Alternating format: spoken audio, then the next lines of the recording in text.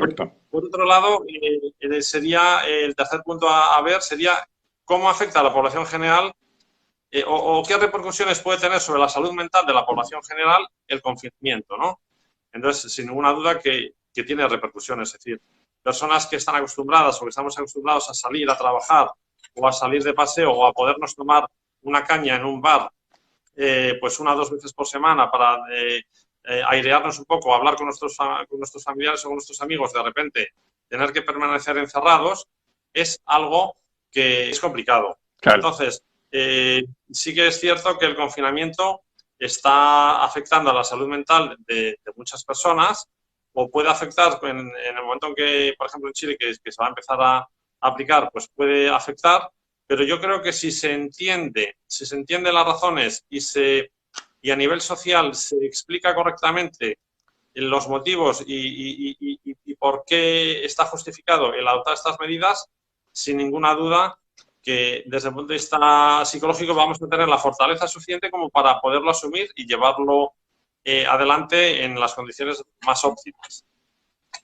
Bueno, para nosotros, la verdad, Daniel, que es muy, digamos, es muy útil y muy didáctico todo lo que tú nos compartes, porque Chile ha jugado con algo a favor que ha sido el tiempo.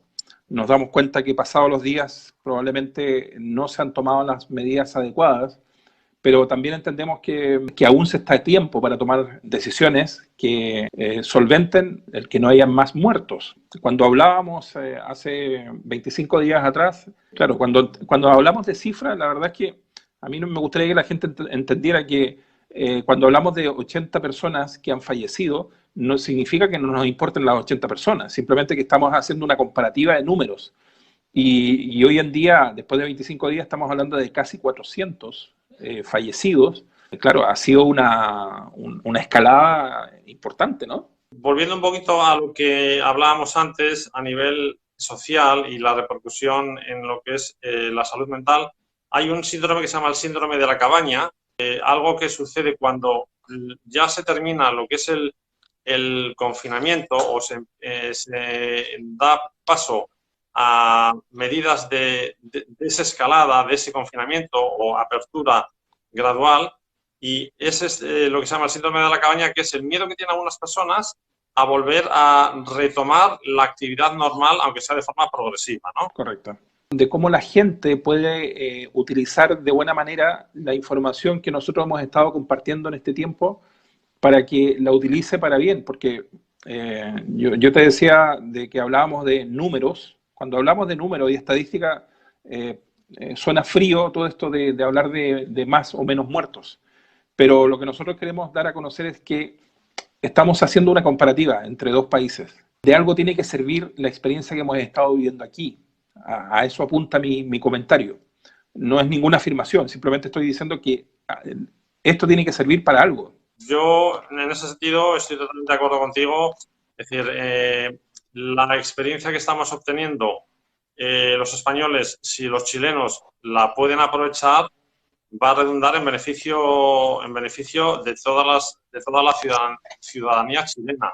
Todas las medidas que hemos ido adoptando nosotros, que han sido bastante rigurosas, si bien es cierto que hemos tardado un poquito más de lo que yo considero que hubiera sido lo adecuado, pero una vez que ya las hemos adoptado, las hemos adoptado con bastante rigor, ha permitido obtener una serie de beneficios o de consecuencias positivas, ¿no? Como es el control de la asistencia en la red asistencial. Entonces, en la medida en la que, en este caso, Chile, los ciudadanos chilenos y las autoridades chilenas sean capaces de aplicar con rigor estas medidas de confinamiento o de higiene, de lavarse las manos, utilizar las mascarillas, evitar contactos con personas más delicadas, proteger a las personas más vulnerables. Si todas estas medidas se adoptan con rigor, pues muy probablemente las consecuencias negativas serán mucho menores que si no lo hacemos, ¿no? Exacto. Si bien es cierto que al principio, en algunos países, cuando estaban empezando, había dudas, ahora ya no hay ninguna duda. Es decir, ya somos bastantes los países en los cuales hemos ido viendo cómo ha ido evolucionando el problema. Hemos tenido distintos modelos, como el modelo alemán, el modelo español, el modelo italiano, el modelo inglés del Reino Unido, el modelo americano. Es decir, tenemos muchos modelos de referencia y estamos viendo las consecuencias que tienen las distintas medidas que se están adoptando en cada uno de estos países.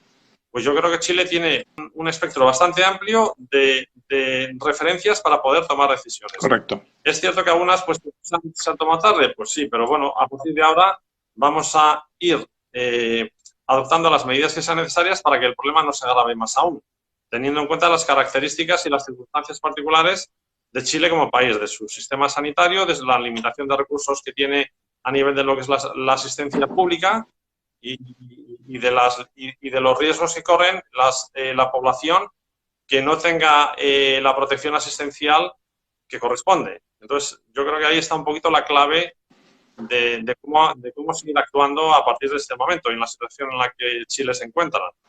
A mí me gustaría culminar lo que a mí me atañe, digamos, y me preocupa, es la desescalada que tú señalabas al principio y el temor que puede haber respecto del rebrote, porque de esto que estamos viviendo nosotros, nuevamente, comparativamente a Chile, por delante, es la preocupación que a mí me asalta.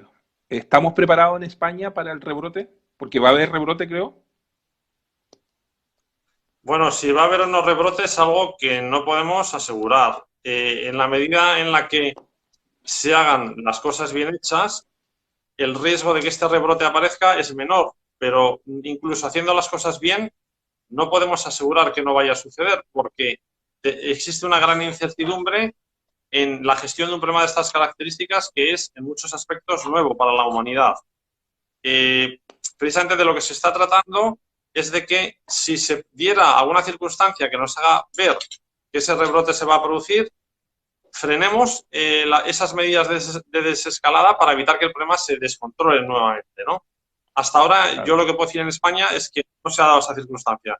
Sí que llevamos ya más de una semana de desescalada y la cifra de muertos es progresivamente menor. Sigue siendo muy alta porque hablar de muertos siempre es muchos, es decir, con que haya un solo muerto es mucho, pero en España hemos pasado de casi 800 muertos al día a, creo que el último dato era de 134 o algo así. Yo en principio no sé qué va a pasar de aquí a 1 o 2 semanas, porque cada vez se están adoptando medidas de mayor apertura, pero de forma progresiva y de forma medida. Entonces, es muy difícil, pero lo que hay que intentar es eso, hacerlo midiendo cada día las consecuencias de lo que estamos haciendo de forma muy precisa y con mucho cuidado, ¿no? Correcto.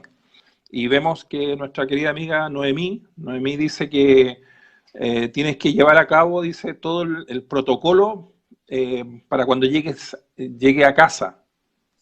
Pues yo así lo entiendo. Yo lo que ahí diría es, cuando una persona llega a casa, pues lo primero es lavarse las manos.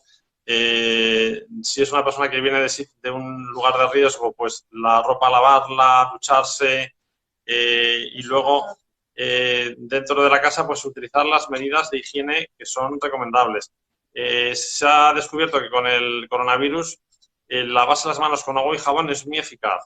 Porque el jabón afecta de forma bastante letal a lo que es la estructura del virus y entonces, pues medidas sencillas como es mantener el contacto social con la distancia de 2 metros con respecto a otras personas, llevar mascarilla, lavarse las manos. Si en casa existe alguna persona que está en aislamiento porque es una persona que es positiva a lo que es el test de PCR, u otras medidas o la clínica que presenta, pues respetar con rigor ese aislamiento y luego pues proteger a las personas que son más vulnerables. Pues si en casa hay una persona mayor, pues habrá que adoptar las medidas necesarias para que se evite el contacto con estas personas y tenerlas protegidas, porque ellas van a ser mucho más vulnerables, ¿no?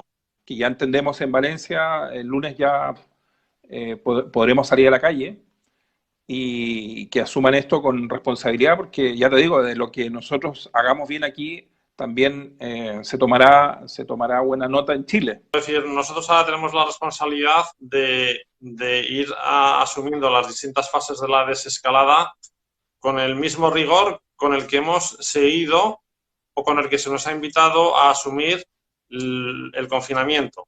Entonces, ahora la desescalada es progresiva y es con unas limitaciones que hay que cumplir. Pues si, por ejemplo, existe apertura de ciertos centros, pero con un aforo máximo determinado, pues habrá que cumplirlo. Si se indica que se puede asistir a ciertos centros, pero manteniendo unas distancias interpersonales determinadas, pues habrá que hacerlo. Si se indica que hay que usar la mascarilla, pues habrá que hacerlo. Y además usar la mascarilla de forma correcta. Hay muchas veces que vamos por la calle y vemos que la persona lleva la mascarilla por debajo de la nariz, cuando la nariz es una de las partes por las cuales entra y sale el aire con un porcentaje. Entonces, o el tocarse la mascarilla con las manos cuando no están limpias, el utilizar guantes que nos entregan a lo mejor los centros comerciales, pues ese tipo de medidas que parecen sencillas, en la medida en la que seamos rigurosos vamos a conseguir que nosotros, la pequeña parte que nos corresponde, que sea positiva, que sea favorable, que consigamos evitar que a lo mejor pues, se produzca una transmisión del virus a una persona mayor, que por su edad o por su patología base sí es fácil que fallezca si contrae el virus. Correcto. O evitar que a lo mejor los niños, que parece que no, pero que a lo mejor resulta que luego los niños nos encontramos sorpresas, pues evitar que los niños hagan cosas que luego pueden dar lugar a que les perjudique su salud o que se la transmitan a otras personas de forma a veces no premeditada o de forma imprevista o de forma que uno no se ha podido imaginar, ¿no?